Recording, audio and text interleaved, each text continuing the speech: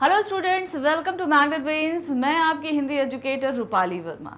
आज मैं लेकर आई हूँ क्लास 11th के लिए उनकी हिंदी की एक बुक है अभिव्यक्ति और माध्यम, जो कि एक कंबाइंड बुक है। कंबाइंड बुक किस लिए कहा जा रहा है? क्योंकि ये क्लास 11th और 12th दोनों क्लासेस में चलती है, यानी कि कुछ चैप्टर 11th के, कुछ 12th के, और जो चैप्टर 11th के हैं वो भी कंबाइंड में है, अर्थात वो हमारे दो कोर्सेस में चलते हैं, कोर प्लस इलेक्टिव। यानी कि आज जो हम चैप्टर करा रहे हैं ये हमारी बुक अभिव्यक्ति माध्यम के कोर और इलेक्टिव दोनों ही सिलेबस के स्टूडेंट्स के लिए काम की है। चैप्टर है हमारा स्ववृत्ति, यानी कि बायोडेटा, लेखन और रोजगार संबंधी आवेदन पत्र।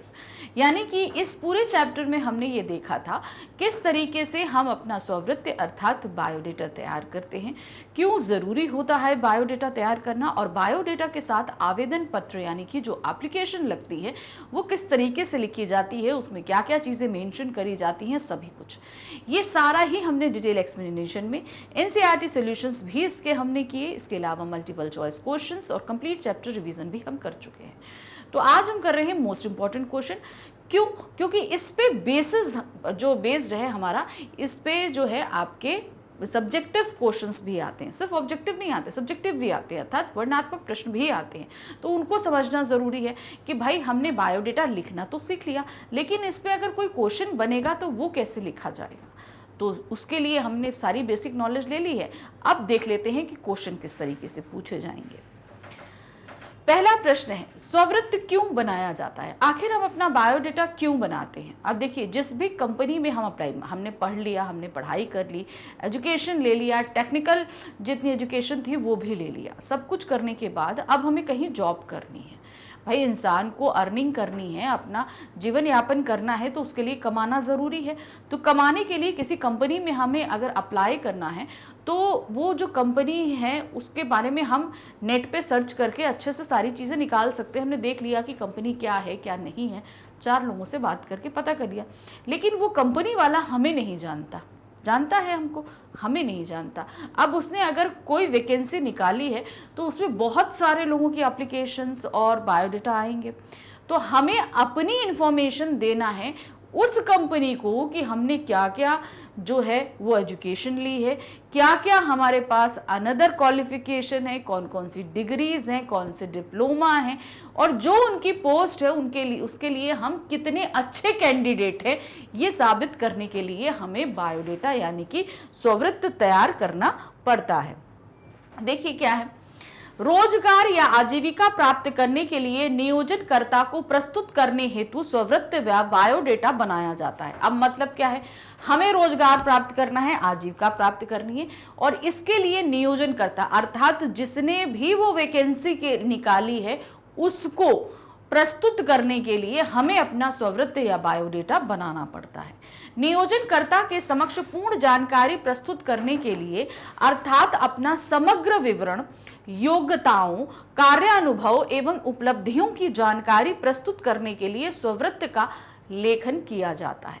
अब क्या इसके अंदर होता है? देखिए, सबसे पहली चीज है समक्ष पूर्ण जानकारी प्रस्तुत करने के लिए। अब हमारी, जैसे मैं बायोडेटा बना रही हूं तो मेरी पूरी जानकारी उनको देनी है कि नहीं देनी, तो उसके लिए हमें क्या करना पड़ता है, बायोडेटा, जिसमें हम लिखते हैं उपलब्धियों की जानकारी। जैसे उसमें दिया है अपना समग्र विवरण, अब मेरा नाम क्या है, मेरी जन्मतिथि क्या है, मेरे माता का नाम क्या है, पिता का नाम क्या है, मेरा एड्रेस क्या है, सब कुछ उसमें हम लिखते हैं समग्र जानकारी। योग्यताएं, हमारे पास क्या क्या क्वालिफिकेशन है, यानी कि हमने क्या एजुकेशन ली है, सारी चीजें वो है।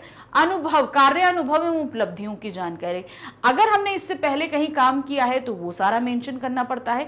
उपलब्धियां, यानी कि हमने अगर कोई और चीजें अचीव करी, जैसे हम लोग बहुत सारे अनदर गेम्स या समथिंग कुछ चीज़ों में कंपटीशन में पार्ट लेते हैं, तो उसमें हमें बहुत सारे जो हैं डिप्लोमा है, सर्टिफिकेट है, प्राइज हैं, ये सब मिलते हैं ना, तो वो उपलब्धियों के अंतर्गत आते हैं, वो भी हमें सब बायोडेटा में मेंशन करने पड़ते हैं।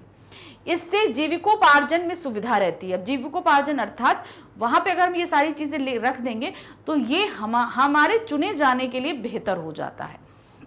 वर्तमान में विवाह संबंध के लिए लड़के लड़की के स्ववृत्त लेखन को महत्व दिया जाने लगा है। अब ये सिर्फ जॉब के लिए नहीं है, अब बायोडेटा जो है अरेंज मैरिजेस में लड़का और लड़की के भी तैयार होते हैं। क्योंकि मान लीजिए एक लड़का है, उसे कोई क्या कहते हैं अरेंज मैरिज करनी है, तो उसके लिए सामने वाले वधु पक्ष को सारी इंफॉर्मेशन चाहिए, तो उसके लिए उसका बायोडेटा रेडी होता है कि भाई क्या क्या उसने किया है, क्या नहीं किया है, क्या हॉबीज़ हैं, क्या चीज़ें हैं, सब कुछ एक बायोडेटा रेडी करके वो लड़की पक्ष को भेज दिया जाता है। वो देखते हैं कि भाई लड़का क्या, उसी तरह लड़की पक्ष भी जो है वो लड़के पक्ष को इसी तरह का बायोडेटा भेजती है। इसमें विशिष्ट कार्य करने की क्षमता, योग्यता, अनुभव एवं प्रवृत्ति आदि का भी परिचय सहज से मिल जाता है। अब इससे हमें पूरी तरीके से तो नहीं, इनिशियल लेवल से उस व्यक्ति के बारे में पता चल जाता है कि व्यक्ति एक्चुअल में वो कैसा है, क्योंकि उसकी जो क्वालिफिकेशन, जो चीज़ें लिखी हुई हैं, सब कुछ है, वो हमें अच्छे से पता चलने से उसके व्यक्तित्व की थोड़ी इन्फॉर्मेशन बन जाती है। प्रश्न संख्या 2 है, उम्मीदवार के चयन में स्ववृत्त की क्या भूमिका रहती है। अब उम्मीदवार, जैसे जहां वैकेंसी निकली तो वहां बहुत सारे लोगों के बायोडेटा आएंगे, तो उसमें से एक उम्मीदवार हम भी हैं। बहुत सारे, मतलब उम्मीद रखना कि हमको ये पोस्ट मिलेगी, तो हम उम्मीदवार हैं ना।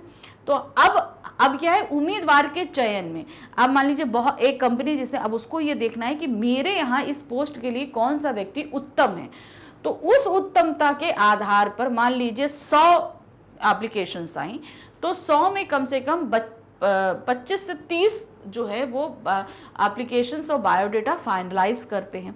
अब वो फाइनलाइज करने का कुछ कैटेगरीज होती है, कुछ क्राइटेरिया होता है कि कैसे हम उसको सेलेक्ट करें कि भाई ये बंदा अच्छा है। तो उस क्राइटेरिया में ही उसमें ये देखा जाता है कि इस व्यक्ति ने क्या क्या क्वालिफिकेशन करी, कितना परसेंटेज उसका मार्क्स आया है, वो किस तरीके से सब लोगों के साथ मिलके काम कर सकता है, उसकी हॉबीज़ क्या है, ये सारी चीज़ें देखी जाती हैं। और इसमें जो है स्ववृत्त बहुत ज़्यादा हेल्प करता है, क्योंकि वो किसी भी उम्मीदवार के बारे में बताता है।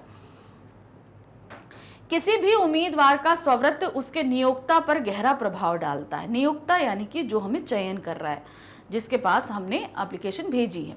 उम्मीदवार के द्वारा भेजा गया स्ववृत्त यदि अच्छा है तो उसके चयन की संभावना बढ़ जाती है।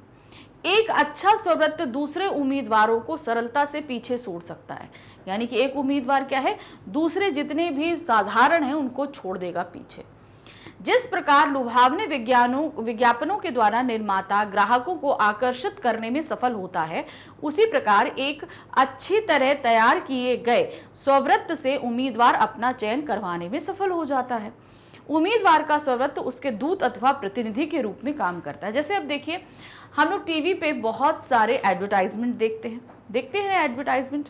अब मान लीजिए साबुन ही है, आपको जो है बहुत अच्छा एक साबुन चाहिए, सोप चाहिए, और उसके लिए आप बहुत सारे विज्ञापन देख रहे हैं, बहुत सारे एडवर्टाइजमेंट देख रहे हैं।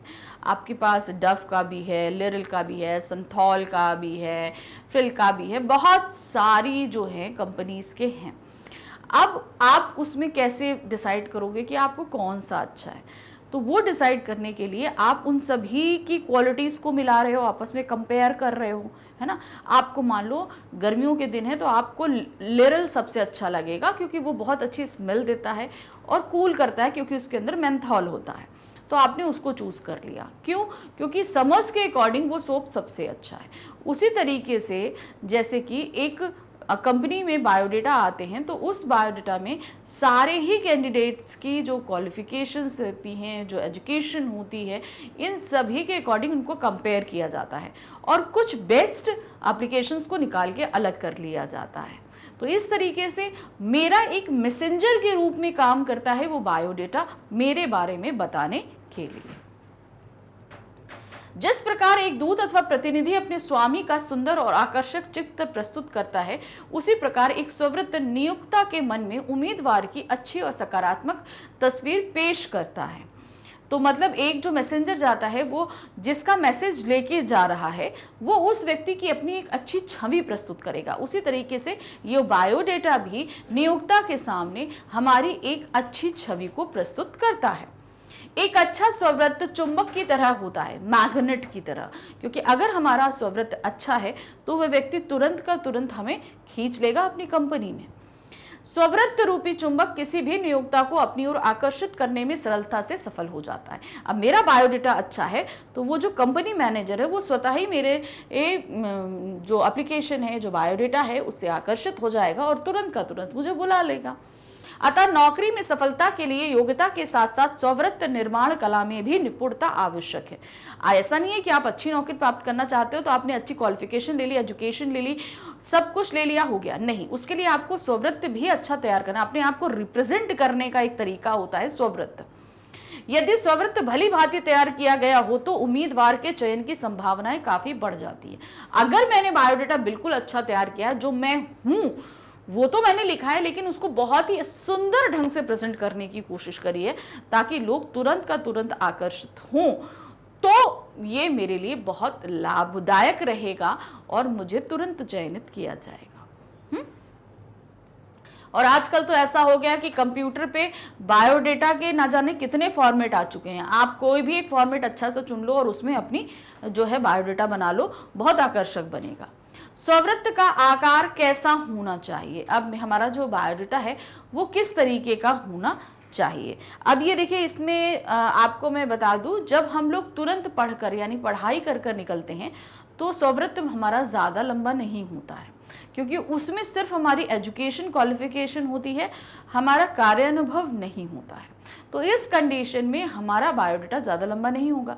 लेकिन अगर हमने कई कंपनीज में काम किया है, हम काफ़ी एक्सपीरियंस्ड हैं, तो फिर हमारा जो बायोडेटा है वो थोड़ा लंबा हो जाता है।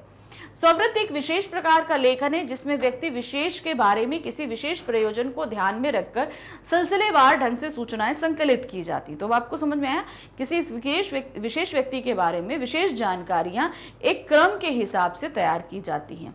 अतः स्ववृत्त में अभिसूचनाएं अत्यंत प्रभावी ढंग से प्रस्तुत की जानी चाहिए।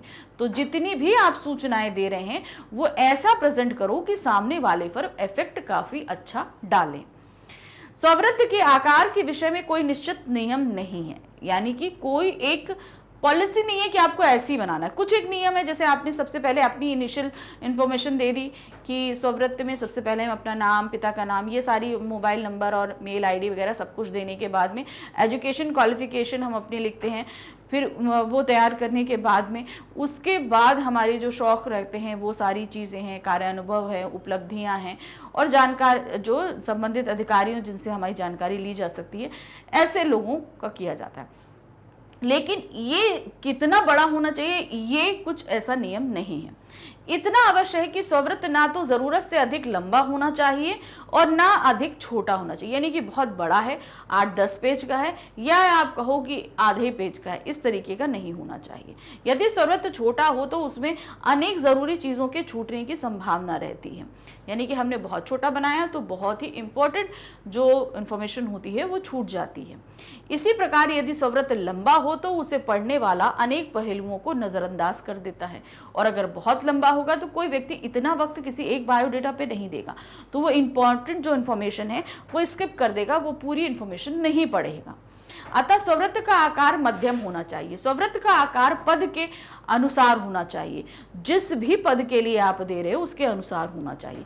यदि बहुत बड़ा हो तो उसके लिए उम्मीदवारों की संख्या कम होती है, यानी कि मान लीजिए पद ऐसा है जो बहुत बड़ा पद है, तो जाहिर सी बात है अगर बड़ा पद है तो उसमें अनुभवी व्यक्ति आएंगे, तो उसमें कैंडिडेट की संख्या ऑलरेडी कम रहेगी और बायोडेटा लंबे रहेंगे।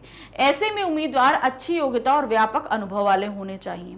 ऐसे पदों के लिए स्ववृत्त का आकार 9-10 पन्नों का हो सकता है।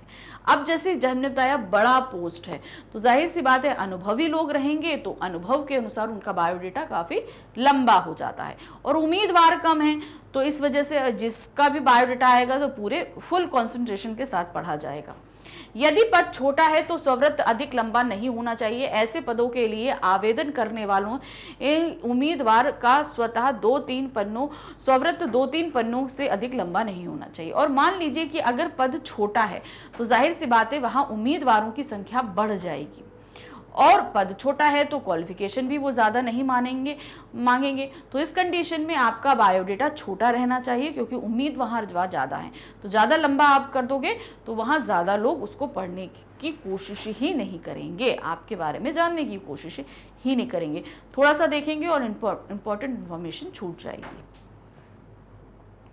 प्रश्न संख्या 4 है, स्ववृत्त में शैक्षणिक योग्यताएं और अनुभवों के साथ साथ कार्यात्तर गतिविधियों की चर्चा करने से क्या लाभ होता है। अब देखिए, स्ववृत्त जो बायोडेटा हम बना रहे हैं उसमें हमने अपनी एजुकेशन क्वालिफिकेशंस तो लिख ली, उसके बाद अनुभव भी लिख दिया, यानी कि हमने कहाँ कहाँ काम किया है ये भी लिख दिया। अब कार्यात्तर गतिविधि यानी कि जो कार्य है उसके अलावा जो हम अपनी एक्टिविटीज़ करते हैं, जैसे कुछ लोग हैं स्काउट्स में क्या कहते हैं पार्ट करते हैं, कुछ लोग पेंटिंग का शौक रखते हैं, जूडो कराटे का शौक रखते हैं, कुछ लोग योगा का शौक रखते हैं। तो इस तरह की ये कार्यात्तर जो गतिविधियां हैं ये क्यों ज़रूरी है और ये हमें किस तरीके से लाभ पहुंचाती हैं। देखिए, ये जो कार्यात्तर गतिविधि हैं ये कहीं ना कहीं हमारे सोशल बॉन्डिंग को दिखाती हैं कि हम सब लोगों के साथ बंध के काम कर सकते हैं कि नहीं कर सकते हैं, हम टीम लीड कर सकते हैं कि नहीं कर सकते हैं, किसी लोगों के साथ हमारे बिहेवियर कैसा रहता है। मान लीजिए हमारा फ्रेंड सर्कल ज़्यादा है, मान लो हम योगा में ज़्यादा एक्टिव हैं, तो योगा का मतलब है कि वहाँ हम अकेले तो नहीं कर रहे, बहुत सारे लोगों के साथ मिलकर कर रहे हैं। तो यहाँ पर हमारा दूसरों के साथ जो बिहेवियर है वो काफ़ी अच्छा रहेगा, ये चीज़ एक पता चलती है जो नियोक्ता है उसको। अब मान लीजिए कि अगर हम किसी टीम के कप्तान हैं, क्रिकेट टीम के, हॉकी टीम के, तो उनको ये पता है कि ये टीम को लीड करने का अनुभव रखता है, सब लोगों को साथ लेकर काम करने का इससे ज़्यादा अनुभव है। तो ये सारी चीज़ें हमारे जॉब प्रोफाइल के लिए काफ़ी अच्छी रहती हैं। स्ववृत्त में शैक्षणिक योग्यताओं और अनुभव के साथ साथ कार्यात्तर गतिविधियों का भी बहुत महत्व होता है। जब कोई नियोक्ता किसी उम्मीदवार को चुनने का निर्णय लेता है, यानी उसने डिसाइड कर लिया कि ये व्यक्ति अच्छा है, हम इसको चुनते हैं, तो उसके संपूर्ण व्यक्तित्व को ध्यान में रखता है। अब उसने अगर मुझे चुना, वो ये चीज़ देखेगा कि भाई ये पढ़ा अपने काम में, जैसे मान लीजिए मैंने एक हिंदी एजुकेटर का कहीं पे भी एप्लीकेशन डाली, तो वो ये तो देख लेगा मेरे वीडियोस के थ्रू कि ये पढ़ा अच्छी रही है, लेकिन क्या ये बाकी टीम के साथ कोऑर्डिनेट करेंगी। तो उसके लिए उन्हें ये देखना पड़ेगा कि मेरी इस पढ़ाने के अलावा मेरी और क्या क्वालिफिकेशन है और क्या मेरी हॉबीज़ हैं। तो वो ये देखेगा कि बाकी टीम के साथ ये अच्छे से कोऑर्डिनेट कर लेंगी, ये अपने काम को मैनेज कर पाएंगी या नहीं कर पाएंगी। तो वो चीज़ होती है, ये मेरे को मदद करेगा मेरी कार्यात्तर गतिविधियों के जरिए। कार्यात्तर गतिविधियों के द्वारा उम्मीदवार के व्यक्तित्व की काफ़ी जानकारी प्राप्त हो जाती है। इसी के आधार पर कई बार उम्मीदवार के पद के लिए योग्यता भी तय की जाती है कि ये कौन से पद के लिए ज़्यादा अच्छा है। कार्यात्तर गतिविधियां उम्मीदवार के व्यक्तित्व का दर्पण होती हैं। ये मेरी पर्सनालिटी जो है वो नियुक्तों को बताती है कि ये इनकी अपनी एक पर्सनालिटी क्या है। इनसे उम्मीदवार के व्यक्तित्व की विशेषताओं की साफ झलक मिलती है कि मैं कैसी हूँ, ये चीज़ की साफ झलक मिलती है। उदाहरण के रूप में यदि कोई उम्मीदवार फुटबॉल का अच्छा खिलाड़ी है तो यह स्पष्ट होता है उसके व्यक्तित्व में टीम भावना का गुण अवश्य है, यानी कि वो सबके साथ मिलकर काम करता है। इसी प्रकार यदि किसी को भाषण या वाद विवाद में कई पुरस्कार मिल चुके हैं तो ये स्पष्ट है कि उसमें वाक्पटुता और संभाषण की कला अवश्य विद्यमान है, यानी कि वो अपने बात के जरिए लोगों को जो है मोटिवेट करने में बहुत ज़्यादा है और अपनी बात को मनवा भी सकता है। कई बार तो शैक्षणिक योग्यताओं और अनुभव के बाद उम्मीदवारों की कार्यात्तर गतिविधियों का आंकलन किया जाता है। जो उम्मीदवार कार्यात्तर गतिविधियों में निपुण होता है नियोक्ता उसी का चयन करते हैं। कार्यात्तर गतिविधियां भी कई बार उम्मीदवार के चयन का कारण बनती हैं। अब क्या होता है, आपकी क्वालिफिकेशन वगैरह तो देख ली, आपका बायोडेटा साइडलाइन हो गया कि हाँ आपकी क्वालिफिकेशन बहुत अच्छी है, तो आपका सिलेक्ट हो गया बायोडेटा, आपके साथ 10 लोगों का और सिलेक्ट हुआ। अब उसके में भी इनको ये छटनी करनी है कि हम 10 में से सिर्फ 7 या 8 लोगों को ही इंटरव्यू के लिए बुलाएंगे। तो अब उसका चयन कैसे होगा, ये इन सभी की कार्यात्तर गतिविधियों को कम देखा जाएगा, किसके अंदर क्या हुनर है, क्या चीज़ें हैं, क्या वो किस चीज़ में एक्टिव है। तो ये हेल्प करता है आपके व्यक्तित्व को जानने के लिए ये इसलिए मेंशन किया जाता है। प्रश्न संख्या 5 है, स्ववृत्त के साथ साथ आवेदन पत्र की क्या आवश्यकता होती है। अब स्ववृत्त में तो हमारी सारी झलक लग गई, सब मिल जाती है उनको, तो फिर हम एप्लीकेशन क्यों देते हैं, यानी कि आवेदन पत्र क्यों दिया जाता है। आवेदन पत्र ये बताता है कि भाई हमको अगर इस पोस्ट की जानकारी मिली है तो कहाँ से मिली है, ये चीज़ हमारे बारे में। और बायोडेटा में तो हमारी डिटेल इन्फॉर्मेशन रहती है, लेकिन जो हम अपनी आपकी कंपनी के लिए अच्छे से काम करेंगे, लॉयल रहेंगे, इस जैसी बातें जो हैं हमको आवेदन पत्र के थ्रू ही बतानी पड़ती। तो मेन ये रहता है कि हमको ये इन्फॉर्मेशन मिली कहाँ से। स्ववृत्त का ताना तो बना बनाया प्रारूप होता है, यानी कि उसको हम पहले से बना के रख लेते हैं। अब हमने एक तैयार किया, हर कंपनी में हम उसको लगा देते हैं, होता है ना, जिसे प्रत्येक विज्ञापन के साथ भेज दिया जाता है। स्ववृत्त में यद्यपि समस्त सूचनाएं होती हैं, किंतु इससे यह पता नहीं चलता कि उम्मीदवार पद और संबंधित संस्थान को लेकर कितना गंभीर है। यानी कि अब मेरा बायोडेटा जैसा बना था, मैंने एक कंपनी के लिए देखा कि हाँ ठीक है, लेकिन क्या हम उस कंपनी के बारे में जानते हैं, क्या हम उसके लिए लॉयल रहेंगे, कितना हम इस कंपनी के बारे में जानते हैं। तो ये सारी चीज़ें उस बायोडेटा में मेंशन नहीं रहती हैं, ये किस में मेंशन की जाती हैं, आवेदन पत्र में। स्ववृत्त में भाषा का व्यक्तिक स्पर्श नहीं मिलता, यानी कि मेरी पर्सनालिटी की पूरी झलक उनको नहीं मिलती कि ये लिखने में कितना अच्छा है, बोलने में कितना अच्छा है, तो वो अलग व्यक्तिक झलक आवेदन पत्र में मिलती है। अतः आवेदन पत्र की आवश्यकता पड़ती है। आवेदन पत्र के माध्यम से उम्मीदवार के भाषा ज्ञान और अभिव्यक्ति की जानकारी प्राप्त होती है। इसके साथ साथ आवेदन पत्र से यह भी पता चलता है कि उम्मीदवार पद और संस्थान के प्रति कितना गंभीर है, अर्थात जिस पद के लिए हम एप्लीकेशन दे रहे हैं उसके लिए हम कितना लॉयल हैं, ये चीज़ें कितना सीरियस है, ये सारी चीज़ें आवेदन पत्र से ही पता चलती है। इसीलिए स्ववृत्त के साथ आवेदन पत्र जरूर भेजा जाता है। उम्मीदवार आवेदन पत्र के माध्यम से पद के लिए अपनी योग्यता और गंभीरता का विश्वास नियोक्ता को दिलाता है कि हम आपकी कंपनी के लिए और इस पद के लिए जो है परफेक्ट उम्मीदवार हैं और पूरी तरीके से लॉयल रहेंगे। इस चीज़ की हम पूरी गारंटी देते हैं या हम उस व्यक्ति को विश्वास दिलाने की कोशिश करते हैं। इस प्रकार एक अच्छे स्ववृत्त के साथ यदि आवेदन पत्र भी लगा दिया जाए तो उम्मीदवार की सूझबूझ से प्रभावित होकर नियोक्ता उसकी नियुक्ति करता है।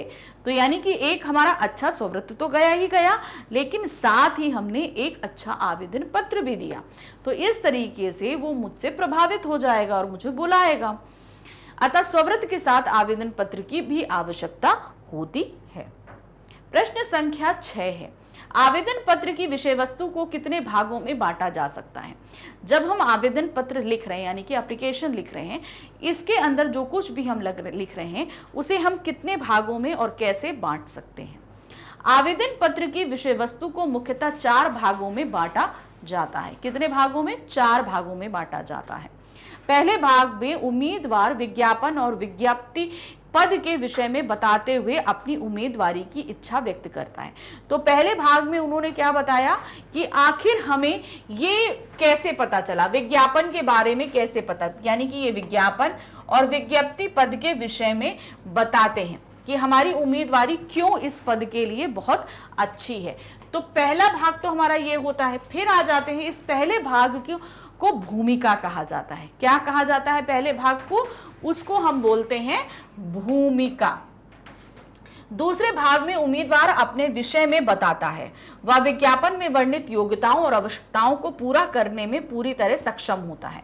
तो दूसरे में हम बताते हैं मेरा नाम क्या है, मेरे पिता का नाम क्या है, माता का नाम क्या है, ये सारी चीजें बताते हैं और ये विश्वसनीय दिलाते हैं कि भाई जो आपने विज्ञापन दिया है, जो वैकेंसी निकाली है, उसके हिसाब से हमारे अंदर पूरी योग्यता है। तो अपने विषय में हम बताते हैं दूसरे भाग में। फिर आते हैं आवेदन पत्र के तीसरे हिस्से में उम्मीदवार पद और संस्थान के प्रति अपनी गंभीरता और रुचि को व्यक्त करता है। यानी कि जिस भी संस्था के लिए हम वो एप्लीकेशन दे रहे हैं, आवेदन कर रहे हैं, उसके लिए हम कितना गंभीर हैं और कितने सही हैं, इस चीज का विश्वास दिलाते हुए कुछ पंक्तियों को हम लिखते हैं। चौथे भाग में उम्मीदवार आवेदन पत्र की विषय वस्तु को सुंदर ढंग से समाप्त करता है। फोर्थ भाग हमारा क्या रहता है, जहां पर हम आवेदन पत्र को बहुत अच्छे से सुंदरता के साथ जो है समाप्त करेंगे और साथ ही उसमें हम ये लिखेंगे कि क्या क्या चीज की फोटोकॉपी हम साथ में अटैच कर रहे हैं। खास तौर से सबसे पहला हम बायोडेटा कर रहे होते हैं, और अगर अपनी क्वालिफिकेशन की फोटोकॉपीज जैसे 10th की, 12th की, आपकी ग्रेजुएशन, पोस्ट ग्रेजुएशन या आपका जो एक्सपीरियंस सर्टिफिकेट है, वो सभी की अगर फोटोकॉपी आप अटैच कर रहे हो तो वो संलग्न कॉपी की सारा ब्यौरा देना पड़ता है। इस प्रकार के 4 भागों में बांटा हुआ आवेदन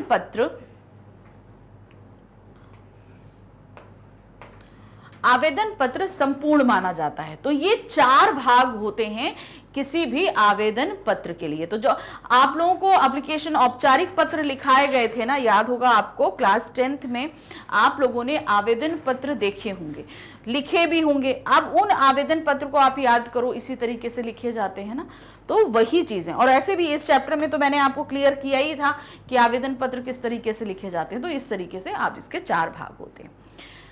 प्रश्न संख्या 7 है, स्ववृत्त क्या है, उसमें क्या विशेषताएं होनी चाहिए। अब बायोडेटा क्या है ये तो मैंने अभी आपको समझा दिया, लेकिन इसमें क्या विशेषताएं होनी चाहिए कि सामने वाला आपको तुरंत चयनित कर ले। तो इसके लिए क्या होगा, देखिए, किसी व्यक्ति विशेष द्वारा अपने बारे में सूचनाओं को सिलसिलेवार संकलन की यही स्ववृत्त कहलाता है। तो समझ में आया, आप किसी भी एक जो भी बना रहे हैं उसमें आपकी जितनी भी सूचनाएं जो आप दूसरों को देना चाहते हैं उसे एक क्रमवार में जब लिखते हैं तो वो स्ववृत्त कहलाता है, अपने बारे में जो लिखते हैं। इसमें व्यक्ति के व्यक्तित्व, ज्ञान और अनुभव के इस सबल पक्ष को इस प्रकार प्रस्तुत किया जाता है जो नियोक्ता के मन में उम्मीदवार के प्रति अच्छी व सकारात्मक छवि प्रस्तुत करे। तो अब इसकी जो सबसे बड़ी विशेषता ये होती है कि इसमें जितनी भी चीजें हम प्रयुक्त कर रहे हैं वो इस तरीके से पॉजिटिव वे से प्रयुक्त किया जाए कि जो नियोक्ता है, जो हमें लेगा इस जॉब में, वो इससे प्रभावित हो जाए। प्रश्न संख्या 8 है, स्ववृत्त में किन किन बातों का समावेश होना चाहिए, क्या क्या बातें उसमें लिखनी चाहिए हमको। जैसे बहुत सारी चीजें मैंने आपको बताई, आप अपनी पूरी जो आपकी बारी जानकारी है वो देंगे आप, फिर उसके बाद आप एजुकेशन क्वालिफिकेशन देंगे, फिर उसके बाद आपका जो कार्यतर गतिविधियां हैं, अनुभव है, ये सभी चीजें आ जाती हैं। स्ववृत्त में अपनी पूरा परिचय, पता, संपर्क सूत्र यानी कि टेलीफोन, मोबाइल और ईमेल आदि देते हैं। शैक्षणिक व व्यावसायिक योग्यताओं के सिलसिलेवार विवरण के साथ साथ अन्य संबंधित योग्यताएं, विशेष उपलब्धियां, कार्यतर गतिविधियों व अभिरुचियों का उल्लेख होना चाहिए। तो अपना हो गया, शैक्षणिक या व्यावसायिक योग्यताएं हो गई, इन सभी को हमने जिस ऑर्डर में लेना शुरू किया है उसी ऑर्डर में लिखेंगे। सबसे पहले हमने हाई स्कूल किया, इंटर किया, ग्रेजुएशन, पोस्ट ग्रेजुएशन, उसके बाद जो भी हमने टेक्निकली कोई अगर क्या कहते हैं क्वालिफिकेशन ली है वो लिखेंगे। उसके बाद आपने जहां जहां जॉब करी वो जॉब सारी, तो जिस जिस स्टेप पे आपने जो जो काम किया उसी स्टेप में आप इसको लिखना शुरू करेंगे। बायोडेटा जब भी हम शुरू करते हैं और अपनी एजुकेशन बताना शुरू करते हैं तो सबसे पहले हमने हाई स्कूल किया था, उसमें 8th 9th 10th मेंशन नहीं करते, वो सीधे हाई स्कूल से ही शुरू होती है। वहां से देंगे और फिर उसके बाद अपनी जितने कार्यानुभव रहे, संबंधित व्यक्ति रहे, हमारी जो रुचियां हैं, इंटरेस्ट हैं, उसके बाद हमारी हॉबी है, सभी कुछ हम मेंशन करेंगे। 1-2 ऐसे सम्मानित व्यक्तियों के विवरण और जो उम्मीदवार के व्यक्तित्व और उपलब्धियों से परिचित हो का समावेश होना चाहिए। 1-2 ऐसे लोगों के नाम आपको वहां मेंशन करने होंगे जो आपके बारे में जानते हो और आप जिस कंपनी में काम कर रहे हो वहां के भी व्यक्ति हो। तो इससे ये होगा कि आपके बारे में अगर कोई इंफॉर्मेशन किसी को चाहिए तो वो उस व्यक्ति से पूछकर आपकी पूरी इंफॉर्मेशन ले सकता है। तो ये सारी चीजें शामिल की जाती हैं। प्रश्न संख्या 9 है, स्ववृत्त में कौन कौन से बिंदुओं को शामिल किया जाता है और उनकी प्रस्तुति का प्रभाव पड़ता है, उदाहरण सहित स्पष्ट कीजिए। अब कौन कौन से ऐसे बिंदु हैं जो हमें शामिल करने जरूरी हैं और जिनका प्रभाव नियोक्ता पर पड़ता है, ये आपको बताना है। तो हमने क्या क्या करते हैं ये तो बता दिया, लेकिन कैसे करेंगे जिसका हमें अपना इम्पैक्ट जो है वो उस कंपनी जिसके लिए हम बायोडेटा दे रहे हैं, एप्लीकेशन दे रहे हैं, उसके ऊपर इफेक्ट पड़े। कैसे होगा? स्ववृत्त में निम्नलिखित बिंदुओं को शामिल किया जाता है। पहला है, स्ववृत्त में ईमानदारी होनी चाहिए। एक्चुअल में आप जो हो वही आपको लिखना, कोई भी चीज झूठ नहीं लिखना, ऐसा नहीं बढ़ा चढ़ा के नहीं लिखना, क्योंकि वो बात आगे चल के खुल जरूर जाएगी अगर आपने झूठ बोला तो। स्ववृत्त में सरल और स्पष्ट भाषा शैली का प्रयोग करना चाहिए। कठिन शब्द नहीं होने चाहिए। जो बात आप लिखना चाहते हो स्पष्ट तौर से लिखो, लेकिन सभ्य तौर से लिखो। स्ववृत्त का आकार जरूरत से अधिक बड़ा या छोटा नहीं होना चाहिए। अब ये डिपेंड करता है आपके अनुभवों पर। अगर आप बहुत ऊंचे पद के लिए एप्लीकेशन दे रहे हो तो जाहिर सी बात है कि आपका बायोडेटा लंबा होगा, और अगर आप एक अभी स्कूल कॉलेज से पढ़कर निकले हो तो आपका बायोडेटा छोटा होगा, जाहिर सी बात है ना। तो ना बहुत ज्यादा बड़ा होना चाहिए, ना बहुत ज्यादा छोटा होना चाहिए, ये आपको ध्यान रखना होगा। और ये पद के हिसाब पे भी डिपेंड करता है, जिस पद के लिए आप एप्लीकेशन दे रहे हो वो उसके ऊपर भी डिपेंड करता है। नंबर 4 है, स्ववृत्त में जानकारी देते समय अपने बारे में बढ़ चढ़कर बातें नहीं बतानी चाहिए। मतलब जो एक्चुअल आप हो वही आपको लिखनी है। स्ववृत्त साफ और सुंदर ढंग से लिखा होना चाहिए, काट पीट गंदा नहीं। तो आजकल तो क्या है भाई, टाइप्ड कॉपी आने लगी है, बढ़िया से प्रिंट कंप्यूटर से सब प्रिंटेड करा के आप निकाल सकते हो, तो इस तरीके से कर सकते हैं। उपर्युक्त बिंदुओं की प्रस्तुति का नियोक्ता पर सकारात्मक प्रभाव पड़ता है। अगर ये सारी चीजें मेंशन हैं तो ध्यान रखिए भाई, जिस तरीके से लिखा जाता है वो तो है, लेकिन ईमानदारी बरतना ज्यादा जरूरी है। ये सारी चीजों का प्रभाव नियोक्ता पर जरूर पड़ेगा। एक अच्छा स्ववृत्त किसी चुंबक की तरह आपका आकर्षक चित्र नियोक्ता के सामने प्रस्तुत करता है, जिसे हम कहीं भी नौकरी की तलाश में ले जाते हैं। तो सर्वप्रथम अपना स्ववृत्त कार्यालय को भेजते हैं। अब मान लीजिए हम किसी कंपनी में जा रहे हैं तो सबसे पहले हम क्या भेजेंगे? अपना बायोडेटा और एप्लीकेशन भेजते हैं ना। तो वो मेरा दूत यानी कि मेरा मैसेंजर बन के उस जगह जा रहा है, तो ये ऐसा होना चाहिए कि उसमें मेरी पूरी छवि निकल कर उस व्यक्ति के सामने आए जो मुझे बिल्कुल भी नहीं जानता है। यदि हमारा स्ववृत्त उत्तम और श्रेष्ठ होगा तो वह नियोक्ता को अपनी ओर अवश्य आकर्षित करेगा। अच्छे स्ववृत्त से आपको नौकरी मिलने की संभावनाएं बढ़ जाएंगी। अगर एक अच्छा स्ववृत्त बनाते हैं तो हमारे बहुत ज्यादा चांसेस हैं कि उस कंपनी में मुझे जॉब मिल जाए।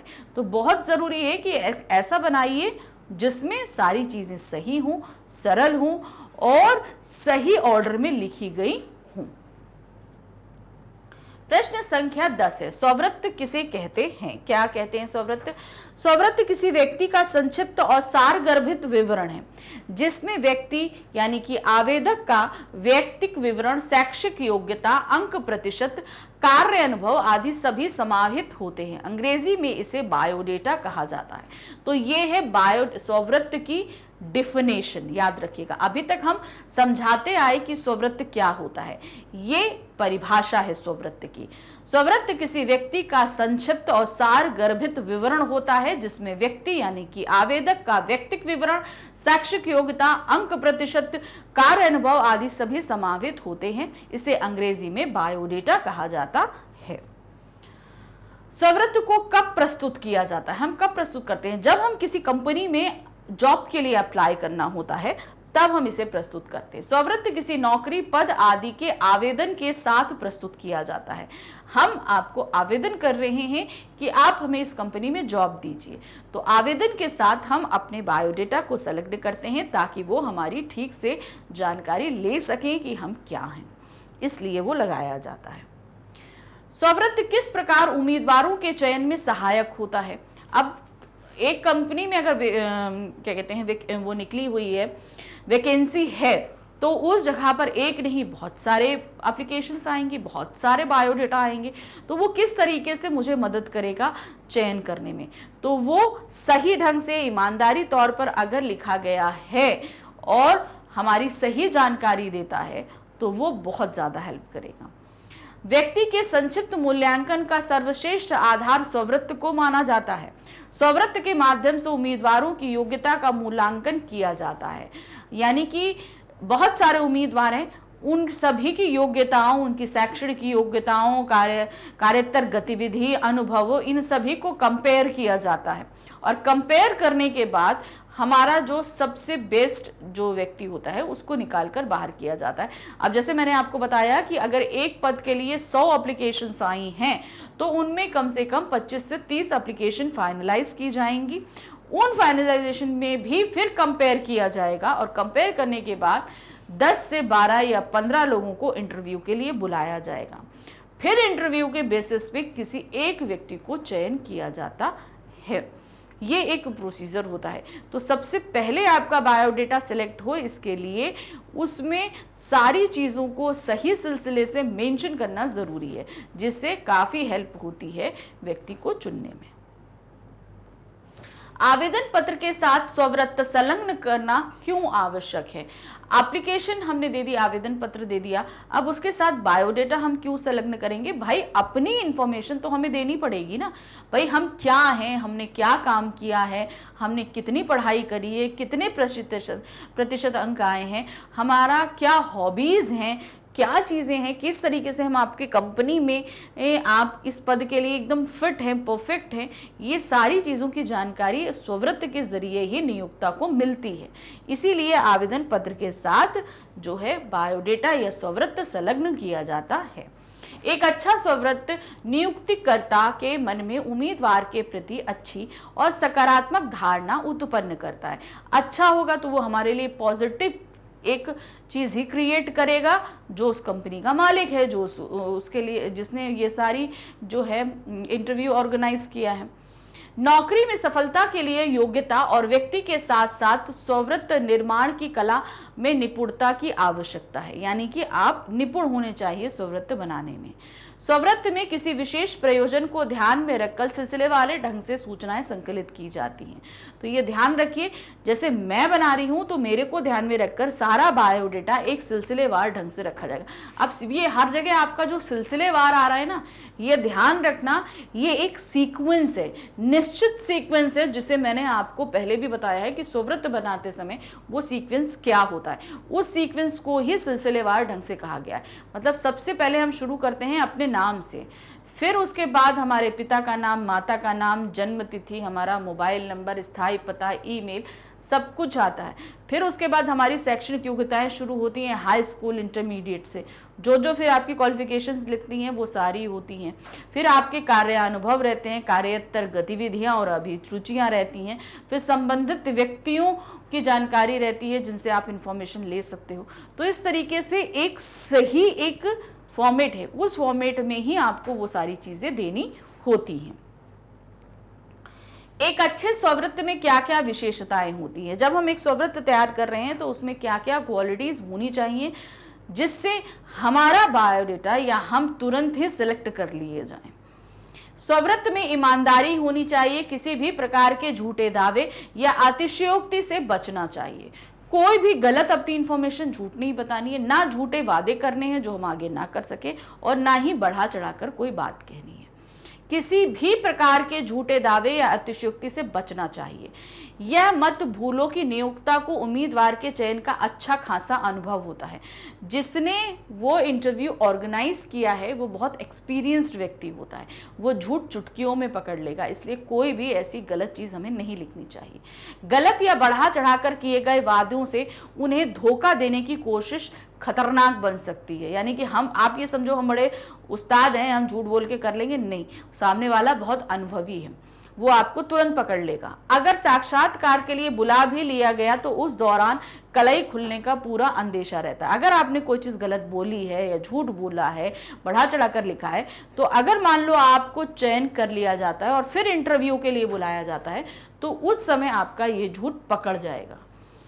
अपने व्यक्तित्व, ज्ञान और अनुभव के सबल पहलुओं पर जोर देना चाहिए। यानी कि आपने जो एजुकेशन ली है, जो आपके पास हुनर है, उसका जो सबसे मजबूत पॉइंट है उसे ज़्यादा आपको उभार कर लिखना है, जिससे वो सारे पॉइंट्स निकल कर आए।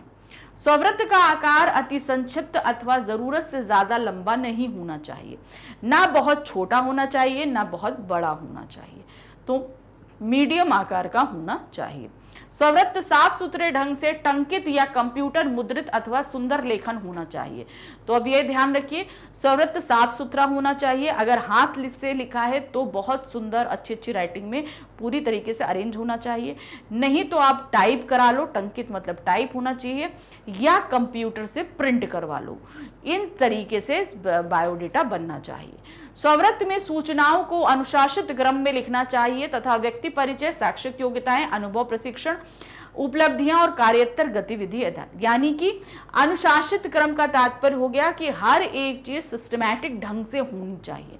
जिस सिस्टम जिस प्रारूप से बायोडेटा बनता है उसी प्रारूप से होना चाहिए। तो इसमें जो क्रम होता है, सबसे पहले व्यक्ति परिचय यानी कि मैं अपना परिचय दूंगी, फिर शैक्षणिक योग्यताएं लिखूंगी, फिर जो मेरा अनुभव का प्रशिक्षण रहा यानी कि मैंने कोई टेक्निकल जो एजुकेशन ली है वो लिखूंगी, फिर जो मेरी उपलब्धियां हैं, कार्योत्तर गतिविधियां हैं, और इसके अलावा अगर अनुभव है तो भी हमें मेंशन करना होगा।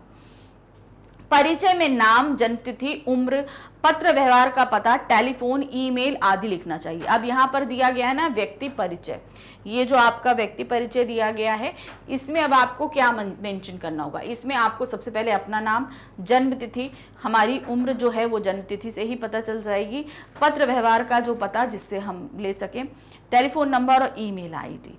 तो जो हमारा परिचय रहेगा उसमें मेरा नाम, मेरे पिता का नाम, मेरी माता का नाम, ये सारी चीजें मेंशन रहेंगी, ये ध्यान रखना है। शैक्षिक योग्यता में विद्यालय का नाम, बोर्ड या विश्वविद्यालय का नाम, परीक्षा का वर्ष, प्राप्तांक, प्रतिशत तथा श्रेणी का उल्लेख होना चाहिए। तो मैंने आपको हमेशा जब मैं बायोडेटा बता रही थी कि आप जब बनाना बताया तो मैंने बताया था आप पूरी एक तालिका बनाइएगा, ठीक है, तालिका बनाकर ही इसको हमेशा व्यक्त करिएगा, हमेशा इस तरीके के। सबसे पहले उन्होंने क्या चीज़ें, हमें सबसे पहले क्रम संख्या देनी होती है, उसके बाद हमें क्या देना पड़ता है कि हमने कौन सी शिक्षा ली, जैसे हाई स्कूल है यानी कि यहाँ पर 10th है, फिर 12th है, ठीक है, उसके बाद स्कूल का नाम यहाँ पर रहेगा। फिर उसके बाद आता है बोर्ड, कौन से बोर्ड से आपने किया है, जैसे मान लो यूपी बोर्ड से किया है या बिहार बोर्ड से किया है, ठीक है, तो इस तरीके से आएगा। फिर उसके बाद आप क्या दोगे, परीक्षा का वर्ष आपने किस ईयर में किया है, मान लो आपने 1997 में किया है तो वो आगे मेंशन हो गया। प्राप्तांक आपने कितने अंक प्राप्त किए वो प्रतिशत में रहेगा। मान लीजिए आपने क्या कहते हैं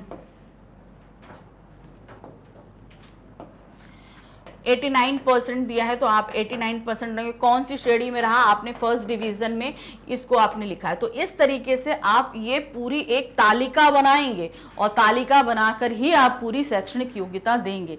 ये मत सोचिएगा कि आपने फ्री हैंड लिख दिया या ऐसे टाइप करें। हमेशा इसको अगर आप कंप्यूटर से निकलवा रहे हो या आप टाइप करवा रहे हो तो भी इसी तरह की तालिका। अब चूंकि एग्जाम में अगर आपको कोई स्ववृत्त तैयार करने के लिए दे दिया जाता है तो उसमें आप पूरी तरीके से एक तालिका बनाकर ही शैक्षणिक योग्यता मेंशन करोगे, ये आप ध्यान रखना, ठीक है।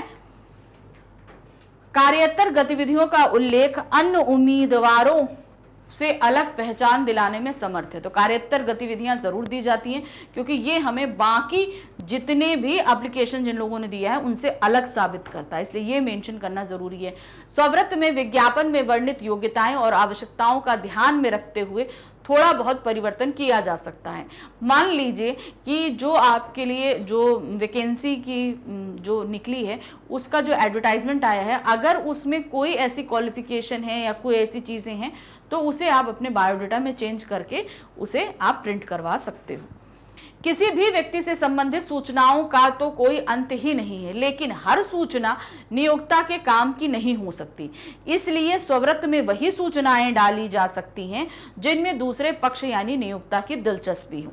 यानी कि आप सारी इंफॉर्मेशन नहीं डालो, लेकिन जो आपके इस पद के लिए जरूरी है सिर्फ उतना डालो जो कि उस व्यक्ति को इंप्रेस करे जो इन बायोडेटा को सॉर्ट आउट करता है, ठीक है।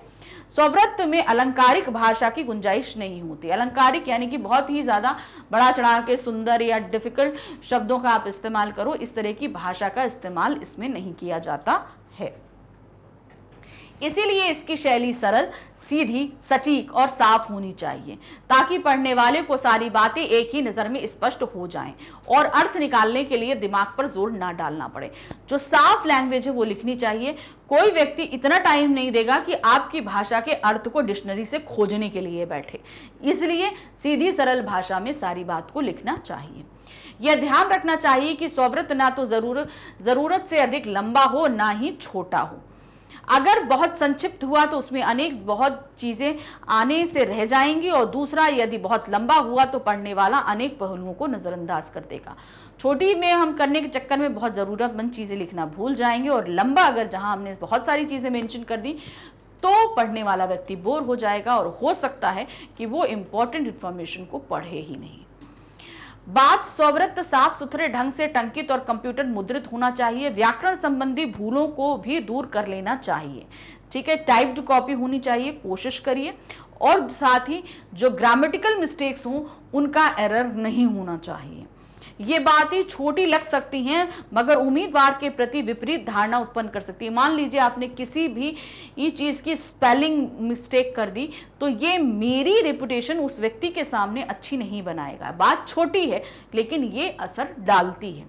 नियोक्ता को ऐसा लग सकता है कि उम्मीदवार या तो लापरवाह है या फिर उसकी शिक्षा दीक्षा ढंग से नहीं हुई है, यानी कि मेरी लापरवाही चीज पर व्यक्त करेगी, या ये बोलेंगे कि भाई आपकी एजुकेशन अच्छी नहीं हुई है, इसलिए ये बात हो सकती है। स्ववृत्त निर्माण में निपुणता क्यों आवश्यक है, अर्थात जो हम बायोडेटा बनाते हैं वो अच्छा क्यों होना चाहिए। अब अच्छा कैसे बनेगा, जब तक हम उसमें हमको अच्छी तरीके से इंफॉर्मेशन नहीं हो कि मतलब कैसे बनाया जाता है, क्या किया जाता है, तो उसमें हमारा निपुण होना ज़रूरी है। अब ऐसा क्यों है कि हम इसमें बहुत अच्छे नहीं हैं। मान लीजिए हम कोई काम बहुत अच्छा करते हैं मगर हमें अपना बायोडेटा, अपने आप को रिप्रेजेंट करना हमें अच्छे से नहीं आता, तो वो इतना इफेक्ट नहीं डालेगा। क्यों? क्योंकि हम जहाँ पर भी इसको भेज रहे हैं, जिस भी कंपनी में अपने बायोडेटा हम भेजते हैं, तो वहाँ पर क्या रहता है कि वो व्यक्ति हमें नहीं जानता है, ठीक है। हम कंपनी के बारे में जानते हैं, लेकिन क्या है जिसको हमने वो बायोडेटा दिया है कि ठीक है आप मेरे को इस पद के लिए चुनिए, वो व्यक्ति मुझे नहीं जानता है। तो एक तरीके से मैं अपने आप को उस बायोडेटा के थ्रू उनके सामने रिप्रेजेंट कर रही हूँ। तो यानी कि वो मेरा एक तरीके से दूत या मैसेंजर है जो मेरे बारे में उनको बताएगा। तो अगर मेरे दूत को ही मेरे बारे में सही से पता नहीं होगा तो वो क्या बताएगा, उसको मुझे बताओ, नहीं बताएगा ना।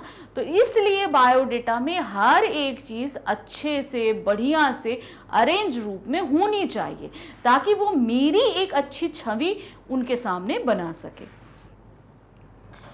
एक स्ववृत्त की तुलना हम उम्मीदवार के दूत या प्रतिनिधि से कर सकते हैं। जैसे मैंने बताया कि वो मेरा प्रतिनिधित्व करता है, वो वहां पे जाके जिस प्रकार एक अच्छा दूत या प्रतिनिधि अपने स्वामी का एक सुंदर और आकर्षक चित्र प्रस्तुत करता है, उसी प्रकार एक अच्छा स्ववृत्त नियुक्तिकर्ता के मन में उम्मीदवार के प्रति अच्छी सकारात्मक धारणा उत्पन्न करता है। यानी कि मेरा डाटा जो है जब उस नियोक्ता के पास जाएगा तो मेरी एक पॉजिटिव जो है पर्सनालिटी क्रिएट करेगा उस व्यक्ति के सामने। एक अच्छा स्ववृत्त किसी चुंबक की तरह होता है जो नियुक्तिकर्ता को आकर्षित कर लेता है। अब जैसे देखिए मैग्नेट है, वो लोहे को तुरंत खींच लेता है। अब यहाँ पर मैग्नेट का काम कौन कर रहा है, वो काम कर रहा है मेरा बायोडेटा। अगर मेरा बायोडेटा बहुत अच्छा है तो वो जो नियुक्ति करता है यानी कि जो नियुक्ता है वो अब स्वतः ही मेरे जो है एप्लीकेशन की तरफ या मेरे बायोडेटा की तरफ खिंचा चला आएगा। उसे मेरा बायोडेटा बहुत आकर्षक लगेगा, फिर उसे लगेगा नहीं भाई ये व्यक्ति तो बहुत अच्छा है, ये हमारी अगर कंपनी के लिए काम करेगा तो हमारी कंपनी बहुत ग्रोथ करेगी, बहुत अच्छा रहेगा, तो इस व्यक्ति को तुरंत चयन कर लो। तो यानी कि मेरे बायोडेटा ने क्या काम किया, एक चुंबक का काम किया उस व्यक्ति को खींचने के लिए जो मुझे वहां पर बुलाएगा कि हाँ आइए आप मेरी कंपनी के लिए काम करिए। नौकरी में सफलता के लिए योग्यता और व्यक्ति के साथ साथ स्ववृत्त निर्माण की कला में निपुणता भी आवश्यक है। तो अब आपको समझ में आया कि नौकरी की सफलता के लिए योग्यता यानी कि हमारे अंदर वो सारी कैपेसिटी होनी चाहिए, एक हम अच्छे व्यक्ति होने चाहिए, लेकिन ये सारी चीजें रिफ्लेक्ट करें बायोडेटा में, ये एक हुनर भी हमें सीखना चाहिए। यानी कि एक अच्छा बायोडेटा हमको बनाना आना चाहिए। प्रश्न संख्या 16 है, स्ववृत्त से आप क्या समझते हैं? हमने स्ववृत्त देख लिया क्या होता है, उसकी परिभाषा क्या होती है, लेकिन आपकी समझ में अभी तक स्ववृत्त क्या आया? यानी कि अब यहां आपसे पूछा जा रहा है, देखिए स्ववृत्त क्या होता है ये हमने समझा दिया, उसके बाद उसकी क्या परिभाषा होती है हमने समझा दिया, लेकिन अभी तक आप क्या समझ पाए? यानी कि यहां पर आपको अपने शब्दों में लिखना है कि स्ववृत्त एक्चुअल में होता क्या है। स्ववृत्त व्यक्ति के पहचान का एक माध्यम है, यानी कि हमारी पहचान दूसरों से कराता है। वो यह किसी नौकरी, पद आदि के आवेदन के साथ प्रस्तुत किया जाता है। आवेदन यानी कि आप एक एप्लीकेशन लिखते हो, उसके साथ अपना बायोडेटा अटैच करते हो। किसी भी पद के लिए कहीं पर भी हम अप्लाई कर रहे हैं उसके लिए यह जरूरी होता है, जिसमें व्यक्तिगत जानकारी उपलब्ध कराई जाती है। अब व्यक्तिगत यानी कि मेरी अपनी पूरी जानकारी देती रहती है, मेरा नाम, मेरा पता, मेरे पिता का नाम, माता का नाम, मोबाइल नंबर, ईमेल, सब कुछ। उसके अलावा मेरी क्वालिफिकेशन, उनके परसेंटेज, बोर्ड वगैरह सब कुछ, मेरी जो हॉबीज होती हैं, जो मेरी एक्टिविटीज होती हैं, मेरे जो अनुभव हैं, मेरे को जानने वाले जो लोग हैं, तो एक तरीके से मेरी पूरी इंफॉर्मेशन उस बायोडेटा के अंदर रहती है। आवेदक का जन्म, शैक्षणिक योग्यता, अंक, प्रतिशत, कार्य अनुभव आदि सभी समाहित होता है। तो एक बायोडेटा जो एक अच्छा बायोडेटा अगर आप बना रहे हो तो उसको ये सारी चीजें जो हैं वो एक सिलसिले, एक क्रम के अनुसार लिखी जाती है। याद रखिएगा, ये हर क्वेश्चन में आप मेंशन करोगे, अगर कहीं पे भी पूछा जाता है सिलसिलेवार ढंग से या क्रमबद्ध तरीके से चीजें को आप लिखेंगे। सीक्वेंस ब्रेक करना मतलब आपने एक बायोडेटा को पूरी तरीके से बिगाड़ दिया।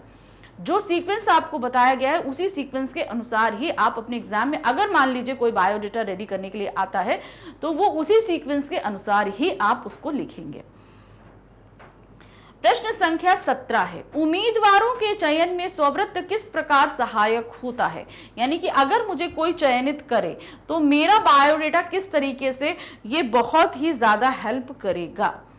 उम्मीदवार के चयन में स्ववृत्त की अहम भूमिका होती है। इसके माध्यम से उम्मीदवारों की गुणवत्ता का मूल्यांकन स्वतः किया जाता है।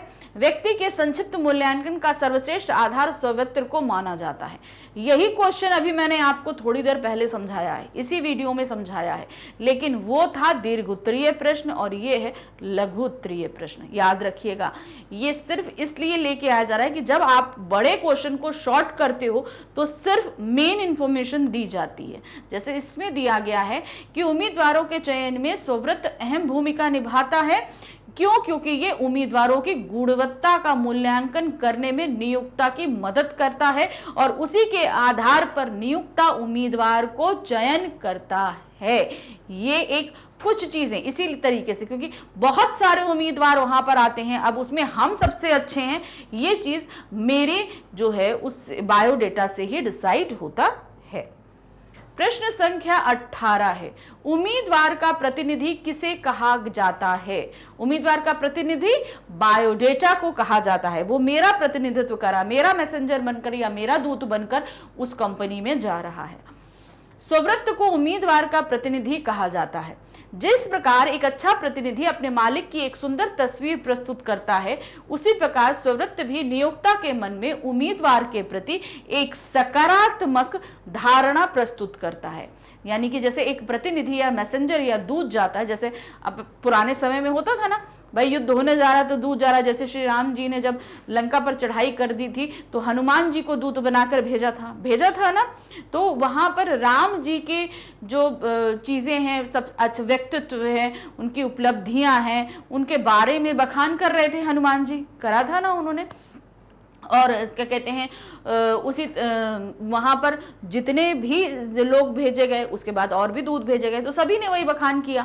तो इस तरीके से राम जी का जो व्यक्तित्व है वो रावण के सामने प्रस्तुत किया जा रहा था। उसी तरीके से हमारा व्यक्तित्व जो है वो नियोक्ता के सामने इस बायोडेटा के जरिए प्रस्तुत किया जाता है। हमारा एक सकारात्मक यानी कि पॉजिटिव जो है वो एक रूप रखा जाता है। प्रश्न संख्या 19 है, स्ववृत्त नियोक्ता के मन में उम्मीदवार के प्रति किस प्रकार की धारणा प्रस्तुत करता है? अब क्या था, कैसी धारणा प्रस्तुत करता है? वो सकारात्मक धारणा यानी कि पॉजिटिव जो धारणा है वो प्रस्तुत करता है।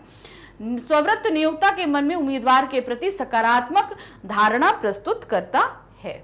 प्रश्न संख्या 20 है, स्ववृत्त के कितने पक्ष होते हैं? स्ववृत्त के तो खाली 2 पक्ष होते हैं, ठीक है। तो यहां पर देखिए स्ववृत्त के 2 पक्ष होते हैं। पहला पक्ष उम्मीदवार को केंद्र में मानकर लिखा जाता है। अब चूंकि वो पूरा जो है वो किसके लिए है? मेरे लिए है, तो मैं ही के उस पूरे बायोडेटा में मैं ही रहूंगी। तो पहला पक्ष क्या हो गया? उम्मीदवार अर्थात मैं।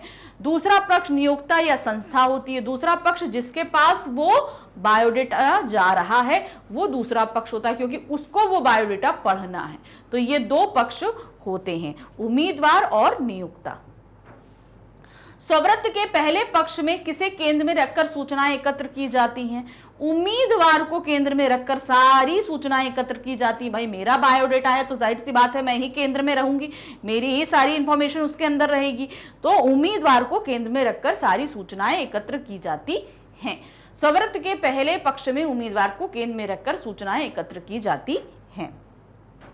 स्ववृत्त की भाषा शैली कैसी होनी चाहिए? स्ववृत्त की भाषा शैली सरल, सहज, स्पष्ट होनी चाहिए। इसमें अतिशयोक्ति की या झूठ की कोई गुंजाइश नहीं होती है। स्ववृत्त की भाषा शैली सीधी सरल होनी चाहिए, क्योंकि जो बात आप कहना चाहते हो वो स्पष्ट रूप से उनके सामने होनी चाहिए।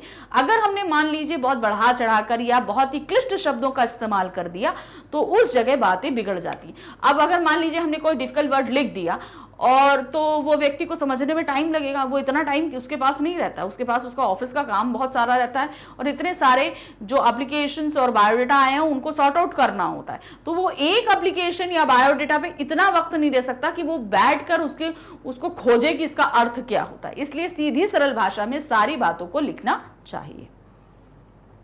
प्रश्न संख्या 23 है, स्ववृत्त में अनुभव का विवरण कैसे दिया जाता है? अनुभव यानी कि आपका एक्सपीरियंस। जैसे आप अभी पढ़ाई कर रहे हो, आप 12th कर लोगे, 12th के बाद अगर कॉलेज के बाद अगर मान लीजिए आप कहीं पर जॉब के लिए अप्लाई करते हो तो उस समय तो आपके पास अनुभव नहीं है, ठीक है। लेकिन जब आप 1 कंपनी, 2 कंपनी, 3 कंपनी में काम कर लोगे, कुछ सालों बाद आपके पास एक्सपीरियंस हो जाएगा, तब आप उन एक्सपीरियंस को कैसे मेंशन करेंगे, किस तरीके से आप यहां पर लिखेंगे? स्ववृत्त में अनुभव का विवरण पद के अनुसार दिया जाता है। यदि उम्मीदवार किसी बड़े पद के लिए आवेदन कर रहा है तो वह अनुभव युक्त स्ववृत्त देता है, लेकिन यदि व्यक्ति अभी अभी कॉलेज से पढ़ाई करके निकला हो तो वह छोटा स्ववृत्त देता है। तो अभी मैंने बताया कि जब आप कॉलेज से पढ़कर निकले हो तो उस कंडीशन में आपके पास कोई भी अनुभव नहीं होता है, ठीक है, आपने कहीं काम नहीं किया। लेकिन हाँ, आपने स्कूल में जो पढ़ाई करी है, आपकी जो गतिविधियां रही हैं, उसी के आधार पर आपको जज किया जाएगा। तो आप कुछ अपने प्रोफेसर्स के नेम दे सकते हैं जो आपको अच्छे से जानते हो, ताकि कंपनी का अगर कोई व्यक्ति जिसको आप स्ववृत्त दे रहे हो वो अगर आपके बारे में जानना चाहता है तो आपके उन प्रोफेसर से कांटेक्ट कर सकता है। लेकिन जब हम बहुत बड़े पद के लिए, मान लीजिए जैसे मैंने आपको बोला 6-7 साल आप अच्छे से जॉब कर लेते हो, आपके पास एक्सपीरियंस हो जाता है, तो उसके बाद अब आपके पास अनुभव की भरमार है। उस कंडीशन में जब आप स्ववृत्त तैयार करोगे तब आपका स्ववृत्त बड़ा होगा। क्यों? जब आप कॉलेज से निकले थे तब से अब काफी बड़ा हो जाएगा। क्यों? क्योंकि अभी तक आपके पास इतना अनुभव हो चुका है कि उसे आप स्ववृत्त में जब मेंशन करोगे तो जाहिर सी बात है स्ववृत्त लंबा हो जाएगा, और अनुभव ही आपको उस पद के लिए चयन करने में मदद करेगा। तो जितना बड़ा पद होता है उतने ज्यादा अनुभवी लोग उन पर विराजमान होते हैं और उनका जो एक्सपीरियंस होता है वो ज्यादा होता है, इसीलिए उनका बायोडेटा भी लंबा होता है, बड़ा होता है। और ऐसे पदों के लिए बहुत कम एप्लीकेशंस आती हैं, इसलिए अगर इतने बड़े बड़े बायोडेटा हैं तो उनको पढ़ने में लोगों को आपत्ति नहीं होती है। अब मान लीजिए किसी एक जो बहुत बड़ा पद है तो उसके लिए मुश्किल से मान के चलिए 8 या 10 एप्लीकेशंस ही आएंगी, लेकिन छोटे पद के लिए 100, 150, 200 एप्लीकेशंस आ सकती हैं, बायोडेटा आ सकते हैं। तो अब देखिए छोटे पद में अगर तो छोटा बायोडेटा देना है, क्यों? क्योंकि वहां पे पढ़ने के लिए लोग ज्यादा वक्त नहीं देंगे, लेकिन बड़ों के लिए देंगे, क्योंकि वो एक बहुत, जब बड़ा पद है तो बहुत ही जिम्मेदारियां होती हैं, तो उस पर ऐसा व्यक्ति बैठेगा जो वाकई में एक्सपीरियंस्ड हो। प्रश्न संख्या 24 है, स्ववृत्त में व्यक्तित्व का स्रोत क्या होता है? अब जो स्ववृत्त हम बना रहे हैं उसमें हमारे व्यक्तित्व का स्रोत क्या रहेगा? देखिए, स्ववृत्त में व्यक्तित्व का स्रोत कार्योत्तर योग्यता होती है। अब हमारी पर्सनैलिटी क्या है, मान लीजिए हमारी शैक्षणिक योग्यताएं हमने बता दी, सब कुछ कर दिया, हमने अपना अनुभव बता दिया, लेकिन हमारी अपनी पर्सनालिटी क्या है ये पता चलेगी हमारी कार्योत्तर गतिविधियों से। मान लीजिए जैसे आप स्कूल टाइम में थे, उस टाइम आप अपनी टीम के, जो क्रिकेट टीम था या हॉकी टीम था या फुटबॉल टीम था, किसी भी टीम के अगर कैप्टन थे, आपने इसको मेंशन किया तो आपको ये वहाँ का व्यक्ति जो आप नियुक्ता है वो ये देखेगा कि ये व्यक्ति जो है ना ये टीम में रहकर और टीम को साथ लेकर चलने का अनुभव रखता है। यानी कि अगर इसको मैं अपने क्या कहते हैं ऑफिस में लेता हूं तो क्या होगा, ये सबको साथ लेकर काम करेगा और अच्छा टीम लीड करेगा।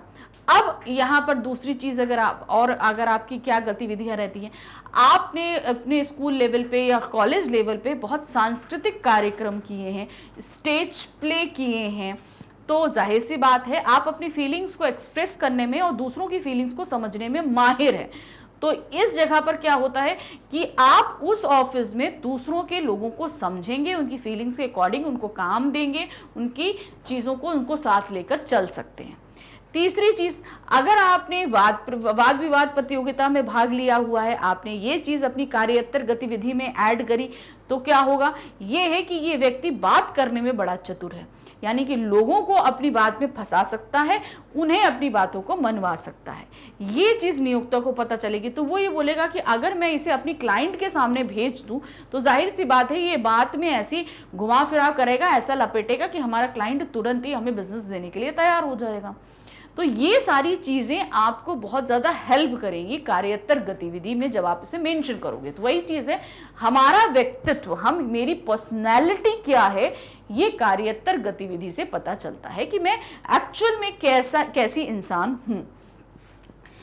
इसमें अपने कार्य के अतिरिक्त अन्य गतिविधियां, रुचियां आदि होती हैं। कार्योत्तर गतिविधियों के माध्यम से नियोक्ता को उम्मीदवार के आवेदित पद के अनुसार योग्यता का निर्णय लेने में आसानी होती है। उन्हें ये भाई शैक्षणिक योग्यता सबके पास अच्छी होगी, हम ये नहीं मानते, लेकिन वो कैसा व्यक्तित्व का इंसान है और कैसे इस पद के लिए कार्य करेगा, ये बहुत ज्यादा डिपेंड करता है इस चीज पे कि उसकी अपनी पर्सनल लाइफ में वो किन किन चीजों में पार्टिसिपेट करता है। प्रश्न संख्या 25 है, कॉलेज से अपनी पढ़ाई पूरी करके निकलने वाले आवेदकों को अपने स्ववृत्त में किन संदर्भित व्यक्तियों के नाम देने चाहिए। अब जैसे देखिए, कॉलेज जब हम स्ववृत्त तैयार करते हैं तो हमें अपना एक्सपीरियंस देना पड़ता है कि भाई पास्ट एक्सपीरियंस मेरा क्या रहा है, मैंने कहाँ कहाँ जॉब करी है। मान लो अगर मैं अभी कॉलेज से निकली हूं, मेरे पास तो कोई अनुभव नहीं है काम का, तो उस कंडीशन में मैं किसका नाम मेंशन करूं जिससे मेरे व्यक्तित्व के बारे में लोगों को पता चले। तो जाहिर सी बात है, मान लीजिए जिस भी कॉलेज में पढ़ रही हूं तो मेरे बहुत से प्रोफेसर्स मुझे जानते होंगे, तो मैं उन प्रोफेसर्स के नाम दे सकती हूँ, ठीक है। तो वो मेरे व्यक्तित्व के बारे में मेरे नियोक्ता को बता सकते हैं कि ये कैसा इंसान है।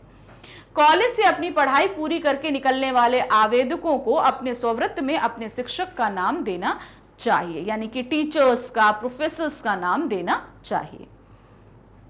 प्रश्न संख्या 26 है, नियोक्ता को उम्मीदवार की आंतरिक अभिरुचि से अवगत कराने स्ववृत्त में किसका उल्लेख विशेष रूप से करना चाहिए।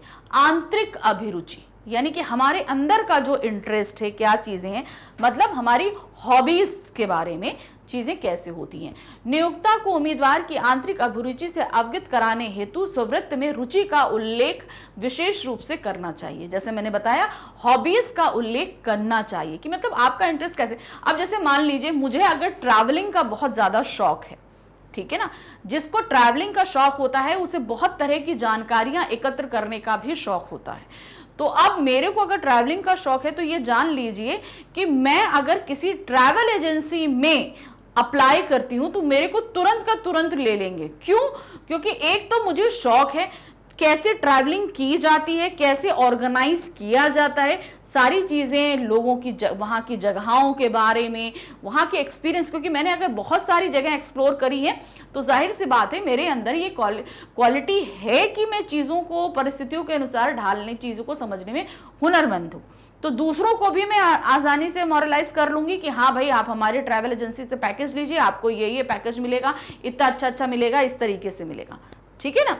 तो ये चीज होती है, वही चीज उन्होंने यहां बताई कि हमें अपनी हॉबीज जरूर लिखनी चाहिए, क्योंकि मेरी हॉबीज कहीं ना कहीं मुझे बहुत ज्यादा हेल्प करेंगी उस कंपनी में जॉब मिलने में।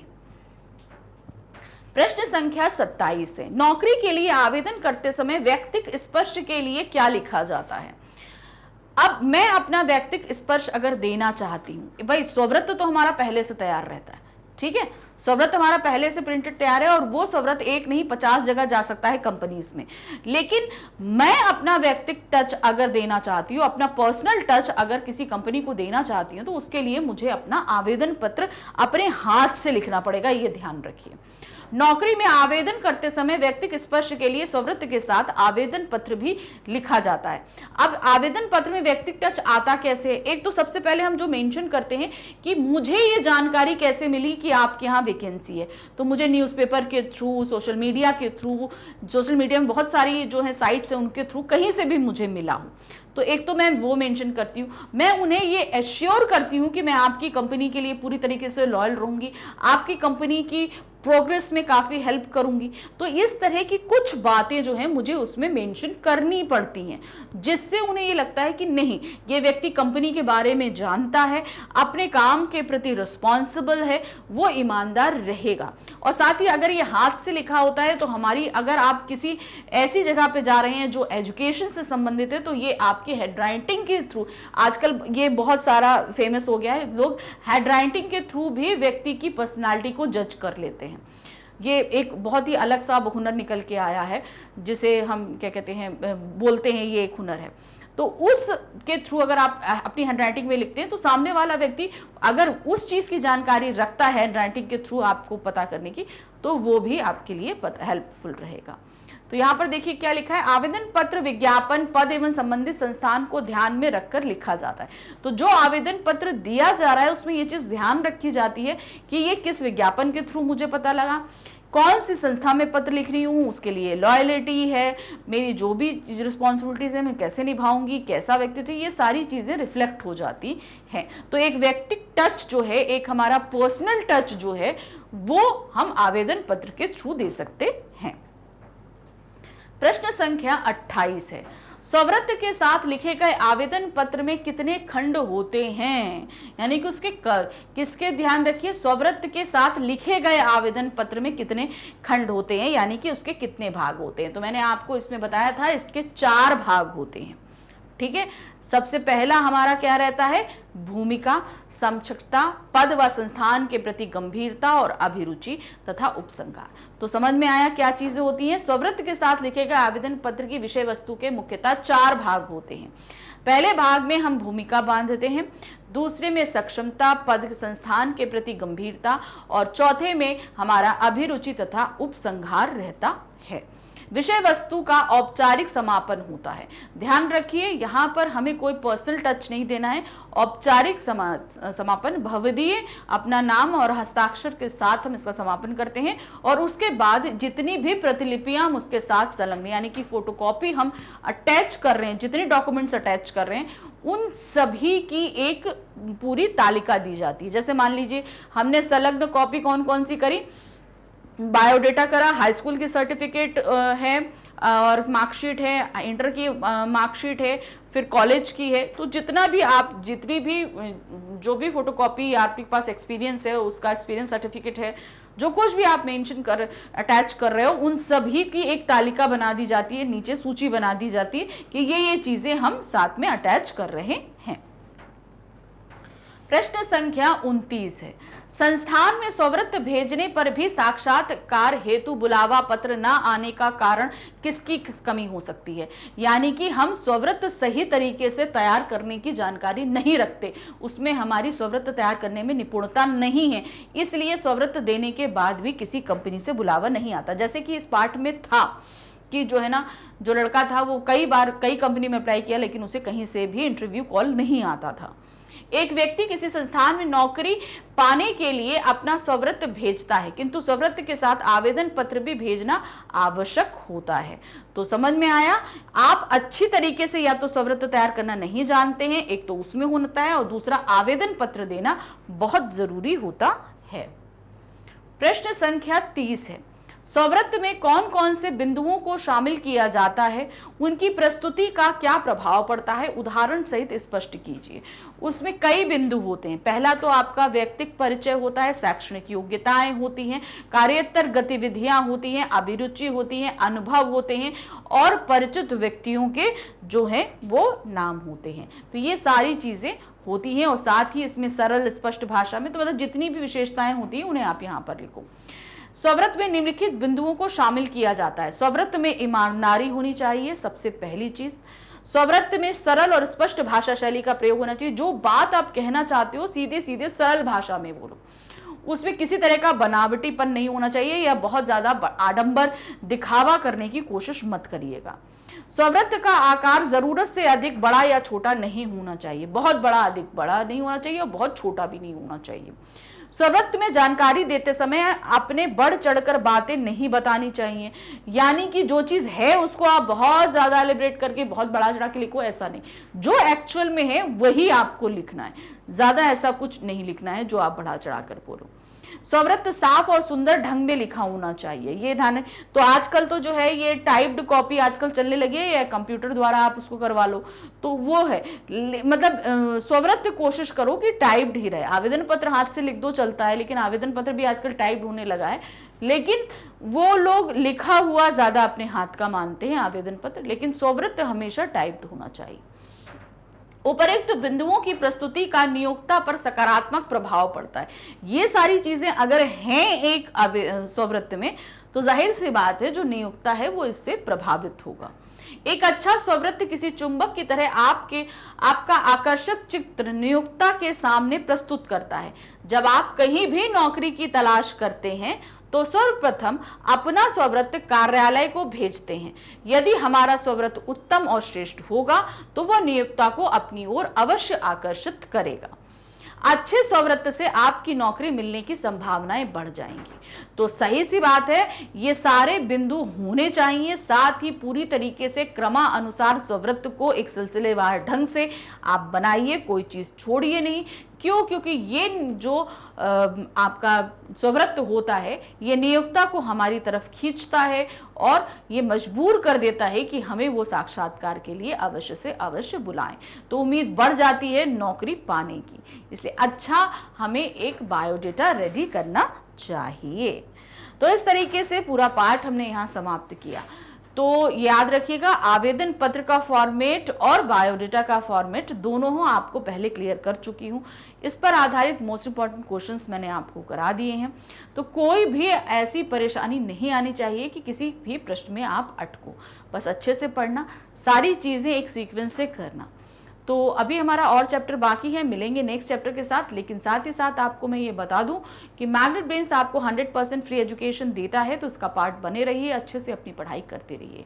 तो किंडरगार्टन से लेकर क्लास 12 तक आप किसी भी क्लास में हैं और कोई भी सब्जेक्ट पढ़ना चाहते हैं तो यहाँ पर आकर आप आसानी से सभी सब्जेक्ट की जो है एजुकेशन ले सकते हैं। ये सभी फ्री वीडियोज़ आपको यूट्यूब पे magnetbrains.com हमारी वेबसाइट पर और हमारा ऐप जिसे आप प्ले स्टोर से डाउनलोड कर सकते हैं, तीनों ही जगह आपको ईजिली अवेलेबल होंगे। तो अच्छे से पढ़िए, बिना किसी स्ट्रेस के पढ़िए और एकाग्रता यानी कि कंसंट्रेशन के साथ पढ़िए। कम पढ़िए लेकिन पूरे कंसंट्रेशन के साथ पढ़िए, तो सारी चीज़ें आपको बहुत कम समय में और बहुत अच्छे से समझ में आएंगी। टेंशन मत लीजिएगा। तो अभी और भी चैप्टर बाकी है, मिलेंगे नेक्स्ट चैप्टर के साथ। Thank you for watching, bye bye.